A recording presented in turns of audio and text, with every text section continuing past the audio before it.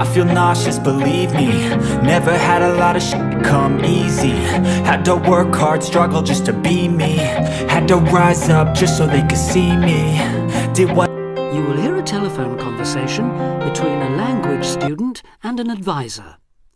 First, you have some time to look at questions 1 to 6.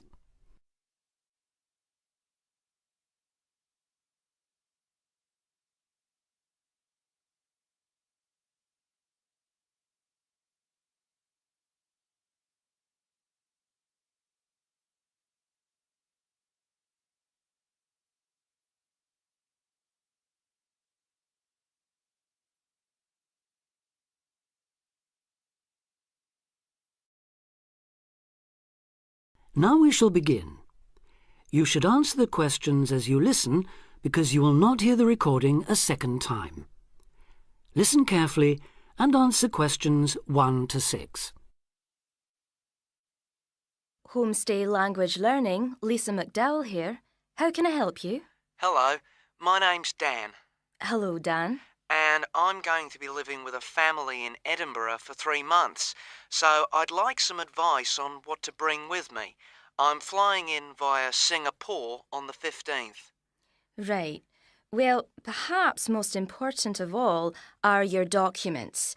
Vaccination certificate, sponsor's letter, and the certifying letter from us for immigration. Yes, I've got all those in order, I think. What I'm really wondering about are money and clothes and things for my room. Personal effects, in other words. OK, let's start with cash. You'll already have money in your bank account here, of course, but make sure when you get here you have some cash on you. Pounds, that is, not euros or dollars. How much do you suggest? I'd say 50 as an absolute minimum. OK. Now, the next thing is which clothes to bring. What do you think? Well, as I'm sure you know, it can get pretty cold here, so you will need some warm clothing. There are shops near here that sell winter clothes quite cheaply, so you really don't need to bring much. Do make sure, though, that you have at least one thick sweater and a jacket with you when you arrive here. The temperature's likely to be a lot lower than in Singapore. Thanks for the warning. Now, something else I'm not sure about is whether to bring my computer. It's a laptop, so it won't take up much room. 2 problems. Firstly, it might not be compatible with the electricity supply in this country. And secondly, there's a risk of it getting broken in transit. Someone travelling here had hers smashed only last month. But surely I can carry it as hand luggage. Usually, yes, but because of all the tight security right now, you may have to check it in. So my advice is to leave yours at home. OK, I think I will. Is there anything else you'd advise against bringing? Well, you won't need household or cooking things. They'll all be provided. And importing food, of course, isn't allowed by customs, though I imagine you already knew that. Well, yes. But there are 1 or 2 things I'd suggest you find room for in your suitcase. Yes? Perhaps a few of your favourite cassettes or compact discs. Of course, you might be able to find them in the shops here, but then again, you might not. That's a good idea. Anything else? Yes, some photographs of people and places that are special to you could be nice. They can really make your room feel like home. It's just a thought. I'll see if I've got a few good ones. Before you hear the rest of the conversation, you have some time to look at questions 7 to 10.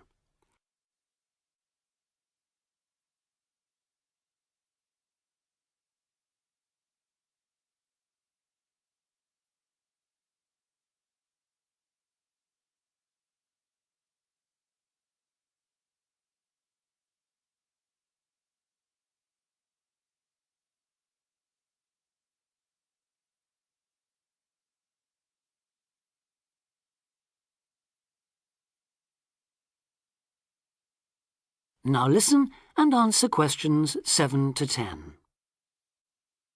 Just a few points about packing.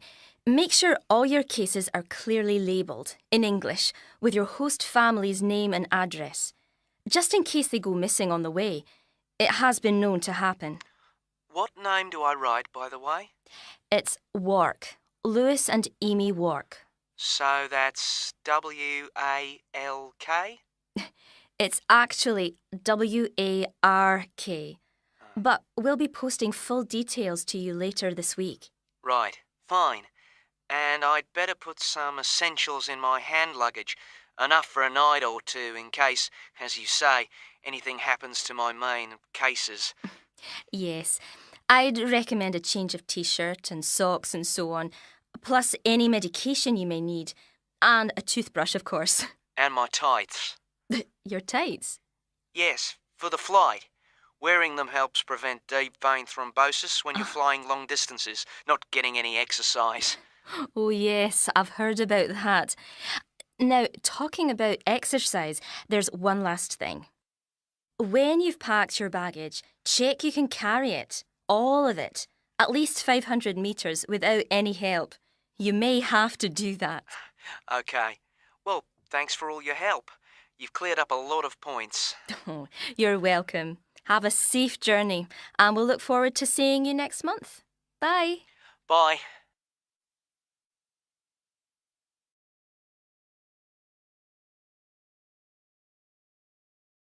That is the end of part 1.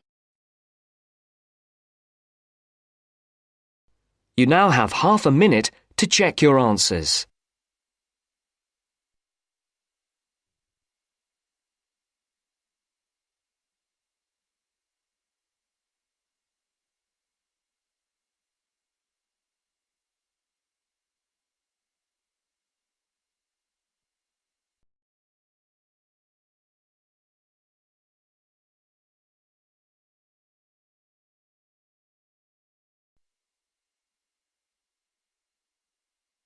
Now turns to part 2. Part 2. First, you have some time to look at questions 11 to 17.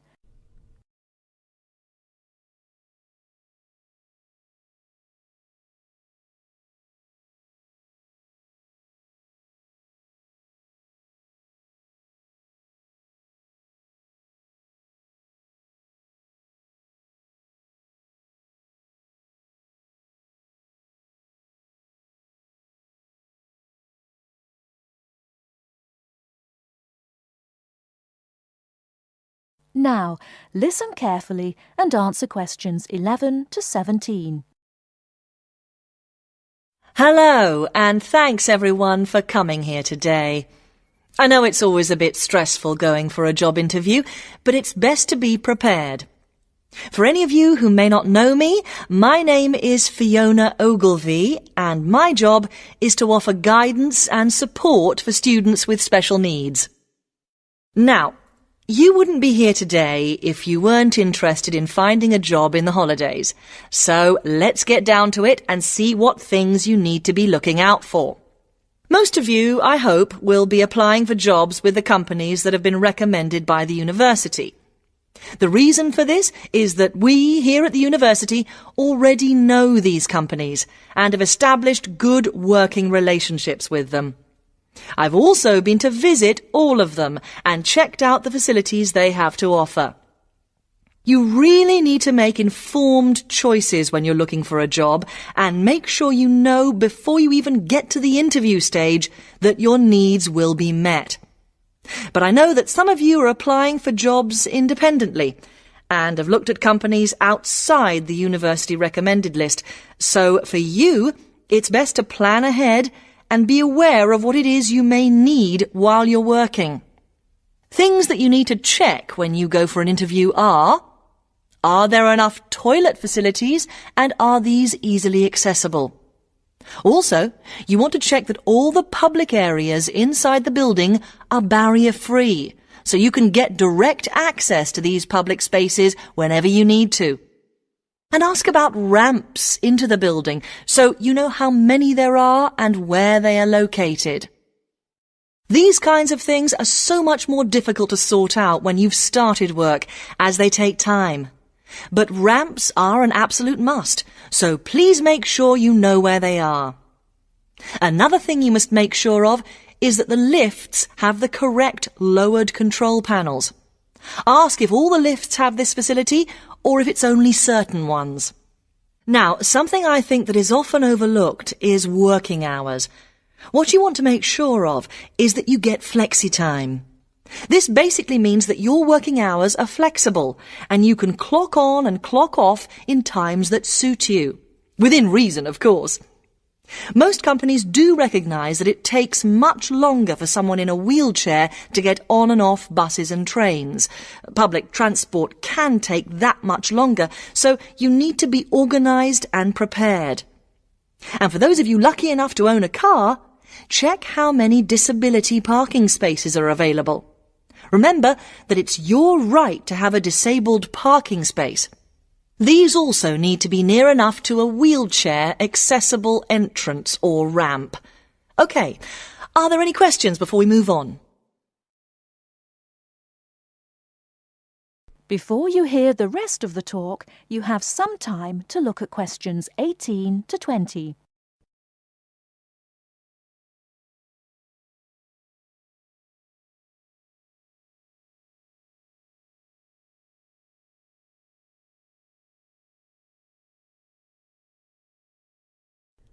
Now listen and answer questions 18 to 20. Right, let's move on then. Now I want to talk you through the series of visits to companies which we've got planned for next week. On Monday morning, we will be visiting the Lowland Hotel. They have various summer jobs available, working as a receptionist or conference organiser in their busy conference centre, organising and setting up conferences. You need to be prepared for working in an office environment and spending quite a bit of time talking on the telephone. The bus leaves for the hotel at 9 a.m, so make sure you leave yourself plenty of time to get there. When you arrive at the hotel, please gather in the reception area and wait for someone to take you to your first session, which will be a talk. The talk at the hotel will begin at 10 a.m, and then there will be a short tour of the hotel.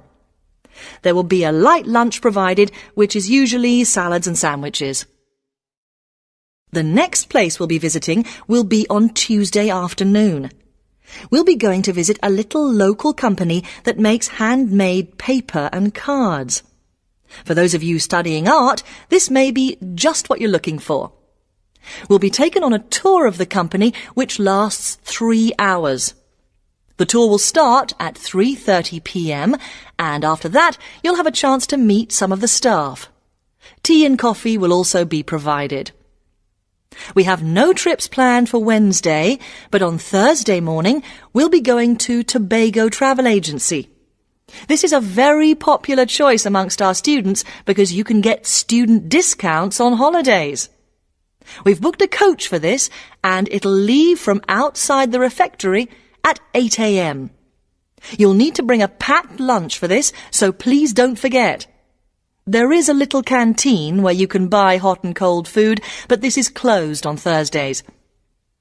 Friday, we'll be having representatives from all the companies visiting us, so you will have a chance to ask any questions, and of course, put your name down on the list if you're interested in working for them over the summer.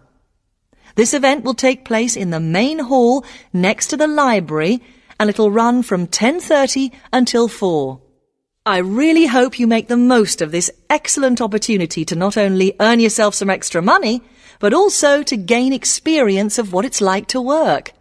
And if you'd like to find out more, then please ask some of the students who worked last year. They're all wearing green badges and will be happy to speak to you afterwards. That is the end of part 2. You now have half a minute to check your answers.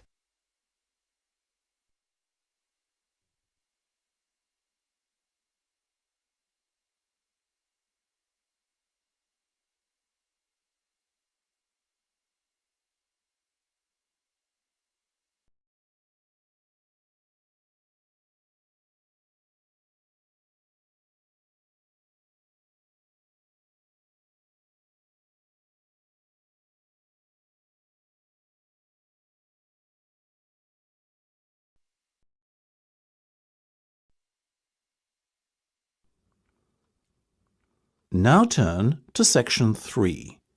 Section 3.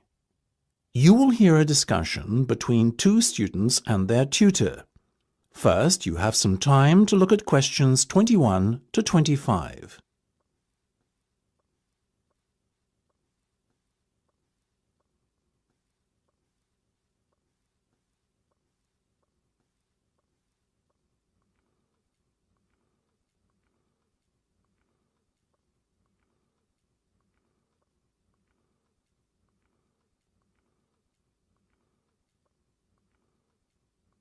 Now listen carefully and answer questions 21 to 25.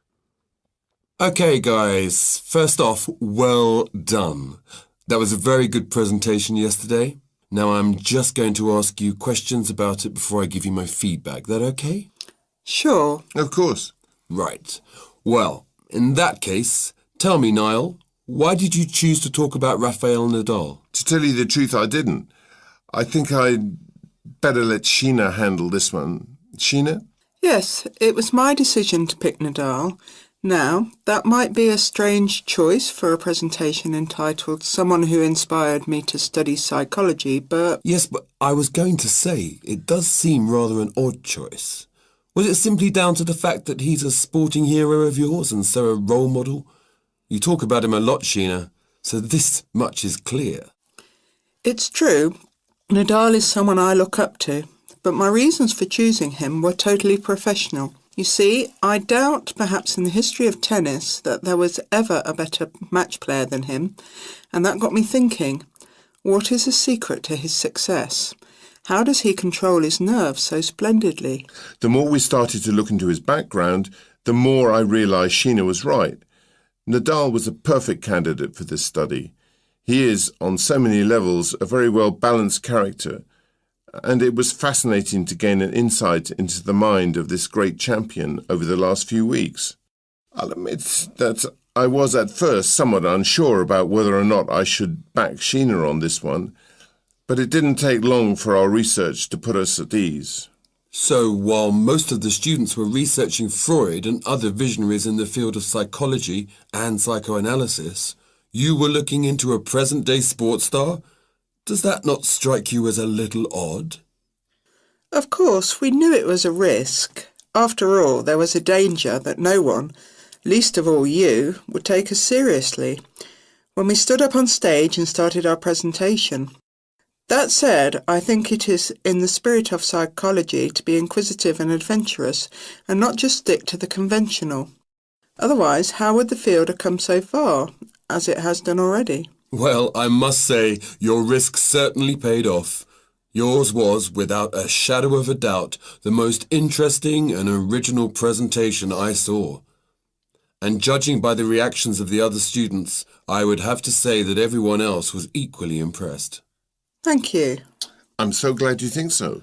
Yes, but notwithstanding your excellent presentation content, we must remember that the marks for this project are awarded based on a number of criteria, and we'll examine those in a few minutes. But first, another question. Where did you find your sources? Well, and I don't quite know how we managed it, but we were able to secure a face-to-face interview with Nadal while he was over here for the Wimbledon Tennis Championship, so we weren't reliant on newspaper articles and interviews or any other forms of secondary sources. We did, however, find the library's sports archive an invaluable backup aid to help us fill in the gaps and piece together our interpretation of what makes Nadal such a mentally strong champion. Before you hear the rest of the discussion, you have some time to look at questions 26 to 30.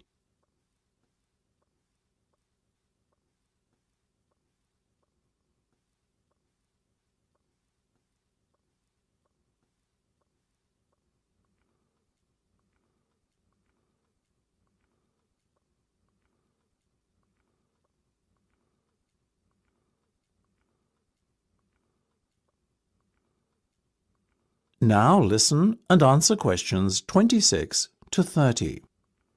Okay, well, as I said, congratulations again for your excellent work. Now it's time for my feedback. The first area where marks were awarded is in your use of equipment. I felt that had you not been a little too reliant on the overhead projector, and had you, for example, used the interactive whiteboard and audio equipment a little more effectively, you would have received top marks in this section. As things stand, though, your use of equipment was still very satisfactory. It's just a shame as it was an opportunity missed to score full points. The next area I was asked to assess is content. As you might have guessed, I simply can't fault you on that. Highly original work, so well done. As for your timing, I felt that the two of you were a little too over-rehearsed, so the presentation felt at times a little robotic. That said, again, it was very satisfactory, and you would get full points for effort.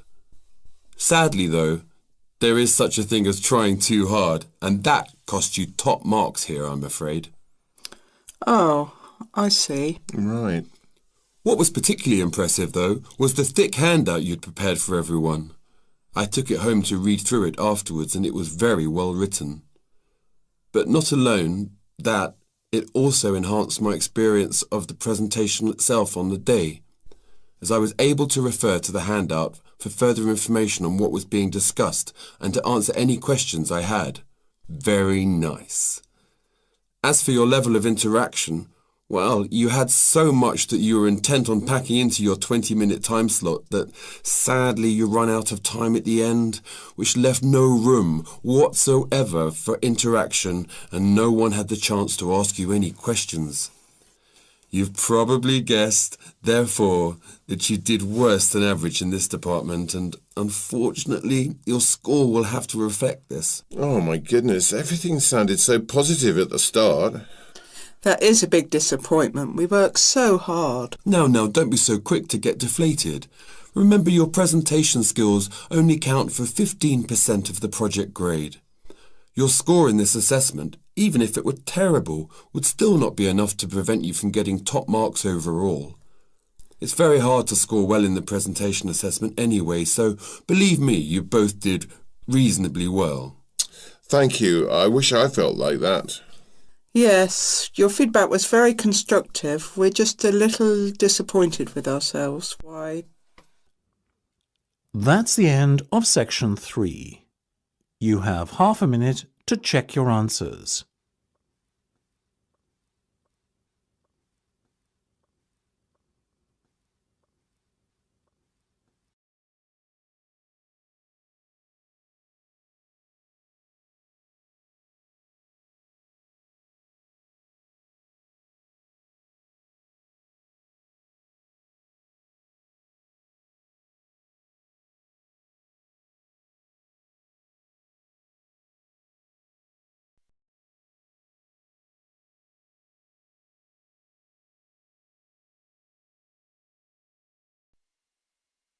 Now turns to part 4. Part 4. Now listen to the second part of the lecture. As you listen, complete the notes below. First, you have some time to look at questions 31 to 40.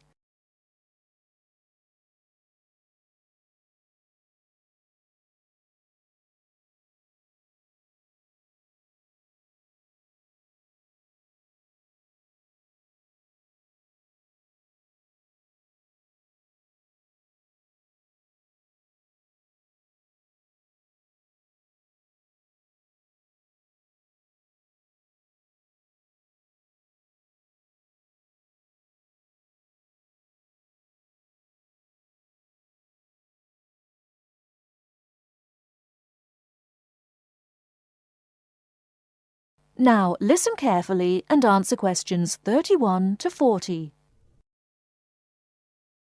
Now let's turn to shopping, which may interest you more.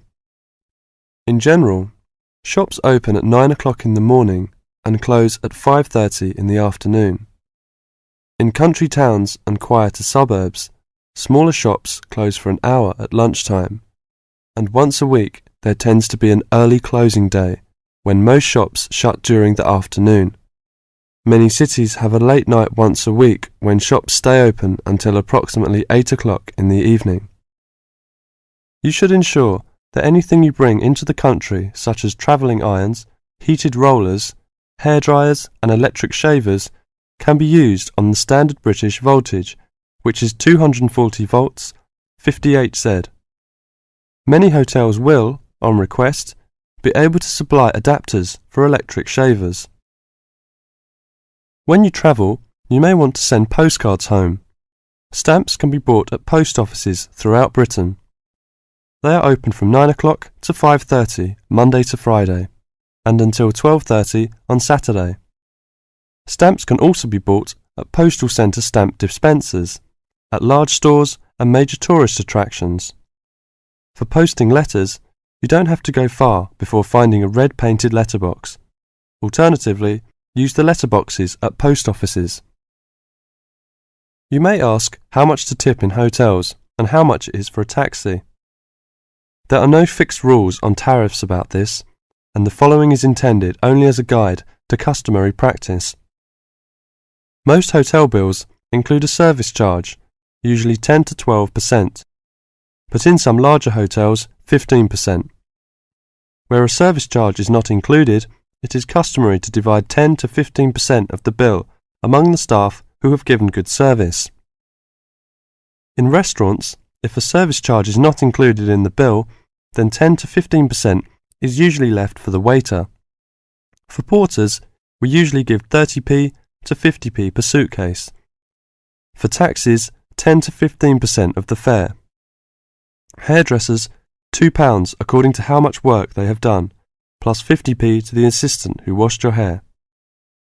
If you drive in Britain, you should remember to drive on the left and overtake on the right.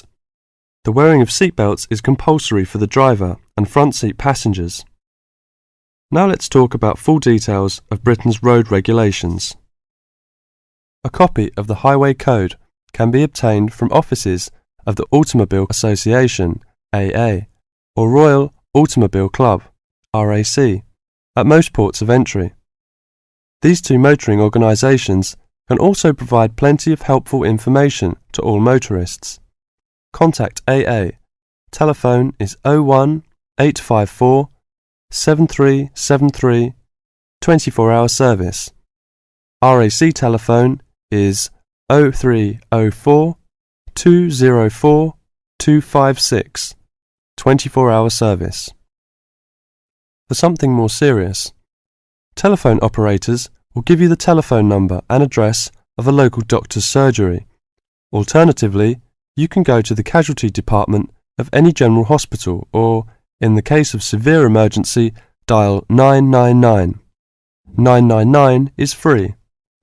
Remember, unless you belong to a European Community country or one with which the UK has reciprocal health arrangements, you will be charged for the full cost of medical treatment in Britain, except in the case of accidents or emergencies requiring outpatients treatments only. It would therefore be wise to take out full medical insurance before leaving home. That is the end of part 4. You now have half a minute to check your answers.